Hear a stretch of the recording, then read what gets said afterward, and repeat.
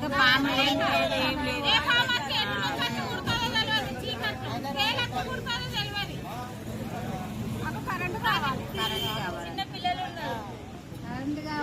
Government current అని Singareni current అని మొత్తం తీసేసి పక్క పెడితే ఎట్లా బతకాలి, ఎట్లుండాలి, ఎట్లుండాలి.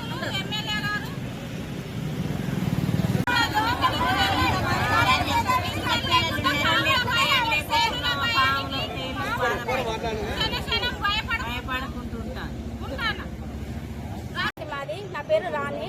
మాకు కరెంటు లేక 3 days అవుతుంది, సింగరేణి కరెంటు. అయితే ఇప్పుడు ఇక్కడికి వచ్చి ధర్నా చేస్తున్నాము. కరెంట్ ఎట్లా అంటే ఇస్తా అంటున్నారు. గవర్నమెంట్ మీటర్లు ఉన్న వాళ్ళకు కరెంట్ ఇవ్వరట, ఖాళీగా ఉన్న వాళ్ళకి కరెంట్ ఇస్తారట. అట్లా ఎట్లా ఉంటుంది సార్? యథావిధంగా ఎప్పుడు ఎట్లుందో అట్లా ఇవ్వండి. మీరు తీసే మూమెంట్ ఉంటే అందరికి చెప్పి జనాలకు ఇచ్చి తీసేయండి. ఇది సార్, చిన్నపిల్లలు ఉన్నారు, జ్వరాలు వస్తున్నాయి, పాములు వస్తున్నాయి, బాగా చాలా ఇబ్బందులు సార్. కొన్ని సంవత్సరాల నుంచి ఉంటున్నాం బెల్లంపల్లి బస్తీ నివాసంలో. చాలా మంది ఉద్యోగాలు లేక కూడా ఉంటున్నాం సార్. లేదని ఇస్తా అని చెప్తా, ఓకే ఇవ్వలేదు. అది ఉంటే మీటర్లు వచ్చు, ఆ మీటర్లు కూడా స్టాప్ అయిపోయింది. ఇప్పుడు కరెంట్ మీటర్ ఎట్లా వస్తుంది? ఇప్పుడు కరెంట్ ఎందుకు తీయాలి సార్? అవసరం ఉంది ఇప్పుడు కరెంటు. అవి మీటర్లు ఉంటే ఇప్పుడు కరెంట్ కొన్ని ప్రాబ్లమ్స్ ఉండకపోగా సార్. అంతేనా సార్? కరెంట్ ఇప్పుడు ఎందుకు తీయవలసి వచ్చింది? ఎందుకు తీసిండ్రు?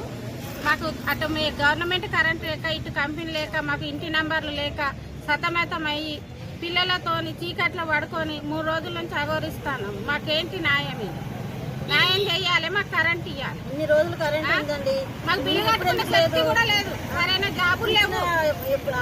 కూలి పని చేసుకుంటే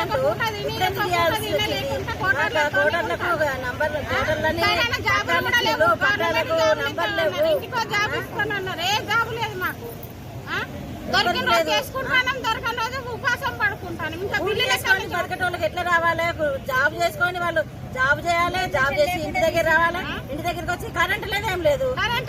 ఎట్లా పండుకుంటారు, ఎట్లా ఉంటారు, ఏ విధంగా ఉండాలి? న్యాయమేనా ఇది? మాకు ఫస్ట్ మాకు కరెంట్ రావాలి.